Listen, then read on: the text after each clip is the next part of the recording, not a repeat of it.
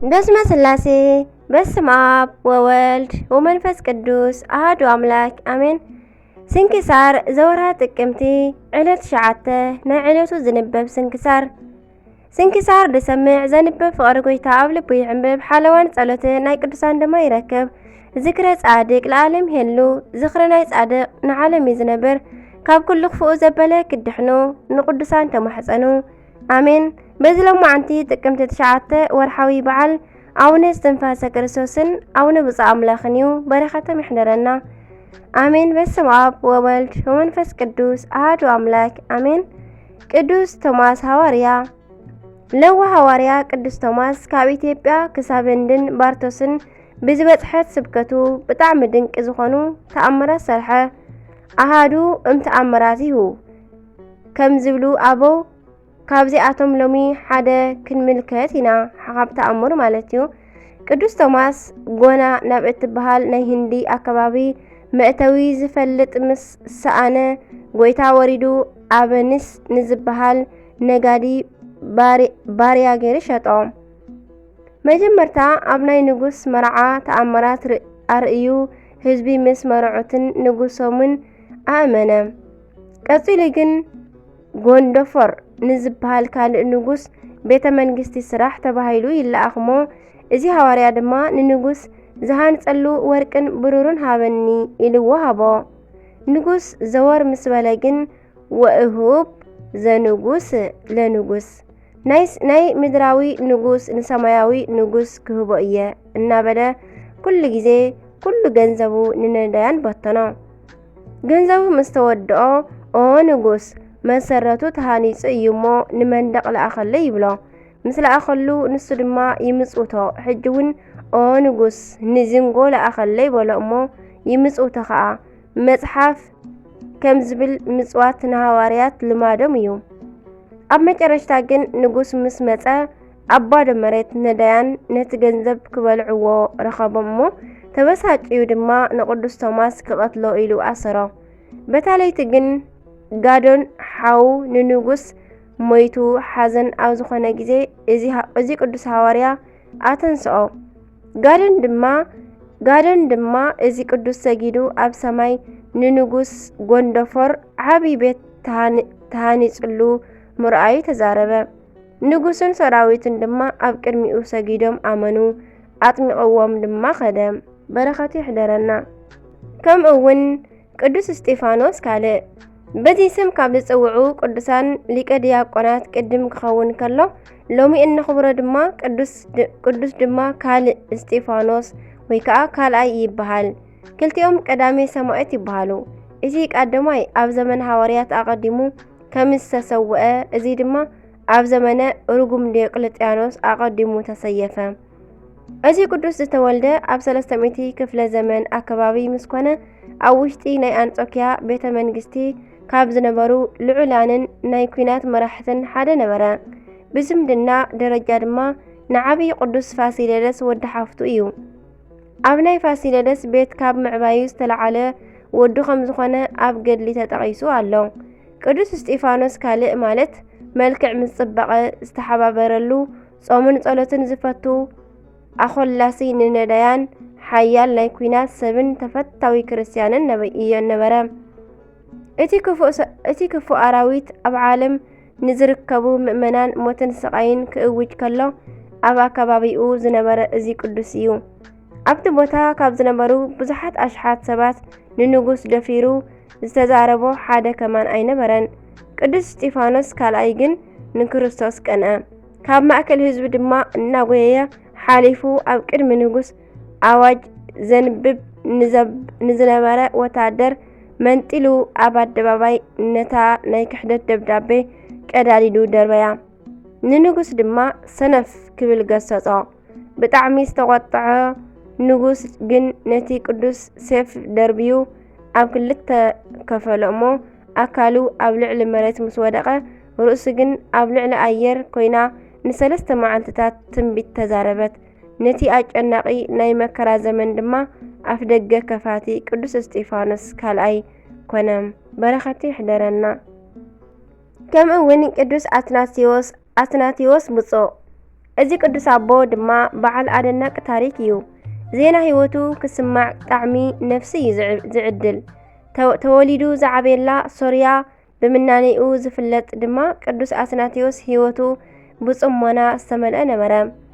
ኣብ ገዳም ኣትዩ ድማ በዓቲ ፈልዩ ሰብነቱ ንእግዚአብሔር ኣግዝኣ። ኣብቲ ዘመን ናይ አንጾኪያ ፓትርያርክ ዓሪፉ ነበረ እሞ ነታ መንበር ዝግባእ ሰብ ንምድላይ ናብ በረኻ ዞሩ። ነገር ግን ካብ ቅዱስ አትናቴዎስ ዝሓሸ ሰብ ኣይረኸቡን። ንሱ ንመጻሕፍቲ ጠንቂቑ ዝፈልጥ ንኣባጊዑ ድማ ዝርህርህ ሕያዋይ ጓሳ እዩ እሞ ሒዞሞ ናብ ከተማ መጹ። ብባህሊ ሃገሮም መሰረት ሊቀ ጳጳሳት ዝሽወም ናይ ኩሎም ኣህጉር ስብከት ጳጳሳት ኣብ ዘለውሉ እዩ እሞ ተጸበዩ። ኩሉ ተረኺቡ ኣብ ሶርያ ናይ ሰልቕ ጳጳስ ዝነበረ ኣባ እልመፍርያን ግን ደንጎየ።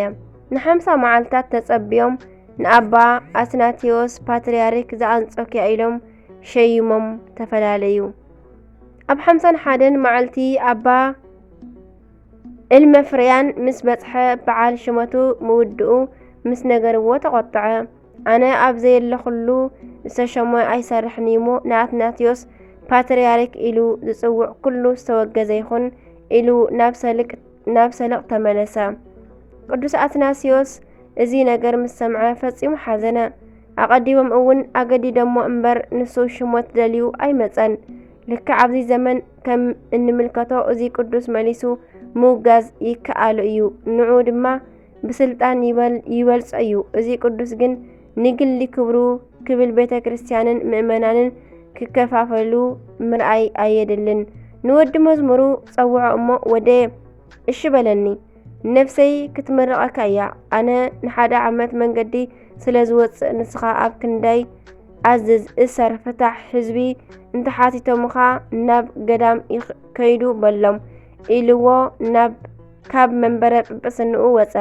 ብጣዕሚ ዝኣረገ ናይ በረኻ ልብሱ ለቢሱ ንሓደ መዓልቲ ብእግሩ ተጓዒዙ ኣብ ውሽጢ ሰልቅ በጽሐ። ናይ ኣባ እልመፍርያን ኣትዩ ድማ ኣብ ቅድሚኡ ሰገደ። ኣቦዬ ነዳይ እየሞ ኣጸግዓኒ ኢሉ ለመኖ። ኣባ እልመፍርያን ድማ ምስቶም መነኮሳት ክነብር ፈቐደሉ። ቅዱስ አትናሲዮስ ፓትርያርክ ክኸውን ከሎ መዓንጥኡ ተዓጢቑ ከገልግል ኣተወ። ማይ ይቐድሕ፣ ባኒ ስንክት፣ ቤት ይጸርግ፣ ሽንቲ ቤት የጽሪ፣ እግሪ መነኮሳት ይሓጽብ። በዚ ኩሉ ረሃጹ እናተንጠብጠበ ናብ ሰውነቱ ይወርድ ነበረ። ኣቦታት ትግሃቱን ትሕትናኡን ምስ ረኣዩ ንዲቁና ኣሕፀይዎ። እቲ ጳጳስ ድማ ጸዊዑ ዲቁና ዶ ክሽየመካ እንተበሎ ፓትርያርኩ ቅዱስ አትናሲዮስ አልቀሰ። እንታይ እዩ እንተበሎ ኣቦይ ብነውሪ ተታሒዙለይ እዩ እምበር ዲቁናስ ኣለኒ በሎ። ሕጂ ድማ ን7 ኣዋርሕ ብዲቁና ኣገልግሎት ጸኒሑ ቀሽና ተሾሙ እንተበልዎ ከምቲ ዝቐደመ እናኣልቀሰ መለሰሎም። ልክዕ ኣብ ዓመቱ ግን ንሓንቲ ሃገር ስብከት ጳጳስ ክገብርዎ ኣብ ዕለተ ሰንበት ተኣከቡ። ቅዱስ አትናሲዮስ ክገድፍዎ እናኣልቀሰ ለመኖም። ነዚ ሽመት ትግባእ ኢኻ ኢሎም ምስ ኣገደድዎ ግን ምስጢር ክነግረኩም ኢሉ ፓትርያርክ አትናሲዮስ ዝብልኹም እኮ ኣነ እየ በሎም። ዝሰምዖ ነገር ምእማን ዝኣበዮ ኣባ እልመፍርያን ሰንቢዱ ብግንባሩ ኣብ ልዕሊ መሬት ወደቐ።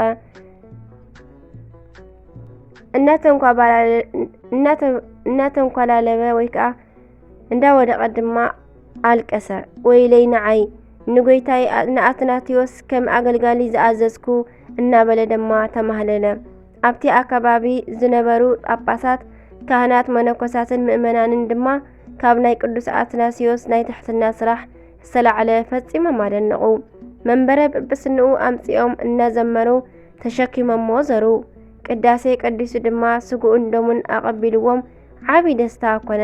ንጽባሒቱ ድማ እዚ ቅዱስ ኣብ ልዕሊ ጽብቕቲ በቕሊ ኣቐሚጦም ኣባ እልመፍርያን ብእግሩ ብናቱ ፍቓድ እናተጓዓዘ ብዓብይ ዝማሬ አንጾኪያ በጽሑ። ኣብኡ ድማ ዓብይ ናይ ሓድነት በዓል ተኸብረ። ዓብይ ጓሳ ቅዱስ አትናሲዮስ እንሆ በዚ መንግስቲ ቤተ ክርስቲያን ኣብ ክልተ ካብ ምኽፋል ደሓነት። እዚ ቅዱስ እናተጋደለ ነቢሩ በዛ መዓልቲ እዚኣ ዓረፈ። በረኸት አቦና ቅዱስ አትናሲዮስ ምስ ኩላትና ይኹን አሜን። ሩሩ አምላኽና እግዚአብሔር አምላኽና ከምዚ ንኣባጊዑ ዝርህርህ ጓሳ ይልኣኸልና አሜን።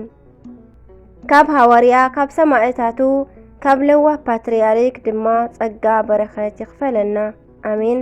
ጥቅምቲ 9 ዝኽበሩ ዓመታዊ ናይ ቅዱሳን በዓላት ድማ ቅዱስ ቶማስ ሃዋርያ፣ ቅዱስ እስጢፋኖስ ካልኣይ ሰማዕት፣ ቅዱስ አትናሲዮስ ብፁዕ፣ ቅዱስ ሰምዖን ሰማዕት፣ ቅዱስ ሊዋሪዮስ ሊቀ ጳጳሳት፣ ቅዱስ ባስልዮስ ዘቂሳርያ፣ ቅዱስ ቄርሎስ ሊቀ ጳጳሳት፣ አቡነ መዝገበ ሥላሴ ጻድቅ ኢትዮጵያዊ፣ አፄ ዳዊት ጻድቅ ንጉሰ ኢትዮጵያዊ ግማደ መስቀል ዘምጽኡ ይብል። ነቲ ወጋሰ አርአያ እናኾንኩምዎ እምበር ኣብተን ማሕበራት ከም ጎይተት ኣይትኾኑ። እቲ ሓለቓ ጓሶት ምስ ተገልጸ ድማ ዘምጽኡሉ ኣኽሊል ዘይጽምሉ ኣኽሊል ክብሪ ክትቅበሉ ኢኹም። ቀዳማይ ጴጥሮስ ምዕራፍ 5 ፍቕዲ 3 ስንክሳር ድሰምዕ ዘንብብ ፍቕር ጎይታ ኣብ ልቡ ይዕንብብ። ሓለዋን ጸሎትን ናይ ቅዱሳን ድማ ይረክብ። ዝክረ ጻድቅ ለዓለም ይህሉ አሜን። ናይ ቅዱሳን ዘለዓለም ዝነብር አሜን። ዝወደቐ ዝነጠበ ኩሉ ብኣፈ ቅዱሳን ትጓሃን መላእክት ተዓርምሊ አሜን አሜን ወአሜን። ወለኩሎም መላእክተ ሰማይ አቡነ ዘበሰማያት ይትቀደስ ስምከ ትምጻእ መንግሥትከ ወይኩን ፈቃድከ በከመ በሰማይ ከማሁ በምድር ሲሳየነ ዘለለ ዕለትነ ሀበነ ህድግ ለነ አበሳነ ወጀጋኔነ ከመ ንሕነኒ ንህድግ ለዘአበሰ ለነ ኢታብአነ እግዚአብሔር ስሙንሱት አላ ትነነ ወባልሃንም ኩሉ እኩይ ስመ ዚአከ እቲ መንግሥት ኃይል ወስብሐት ለዓለም ዓለም አሜን። በሰላም ቅዱስ ገብርኤል መልአክ ወእግዝእትየ ማርያም ሰላም ለኪ ድንግል በህሊናኪ ወድንግል በስጋኪ እመ እግዚአብሔር ጸባኦት ሰላም ለኪ ብሩክት አንቲ እምአንስት ወብሩክ ፍሬ ከርሥኪ ተፈሥሒ ፍሥሕት ኦ ማርያም ምልዕተ ጸጋ ምልዕተ ውዳሴ ምልዕተ ሞገስ ምልዕተ ኩሉ እግዚአብሔር ምስለኪ ሰአሊ ወጸሊ ምህረተ በእንቲአነ ምህረተ ኩሉ ዓለም ሀበ ፍቅር ወልኪ ኢየሱስ ክርስቶስ ከመይ ይስረለና ኃጣዊ ነተማህፀን ነብኪ ተማህፀን ነብክዳንቺ አሜን። ስለ ሁሉ ነገር እግዚአብሔር ይመስገን። ካብ ፍቅሩ ቅዱሳን ይፍለየና አሜን። ወስብሐት ለእግዚአብሔር ወለወላዲቱ ድንግል ወለመስቀሉ ክቡር አሜን አሜን። ለይኩን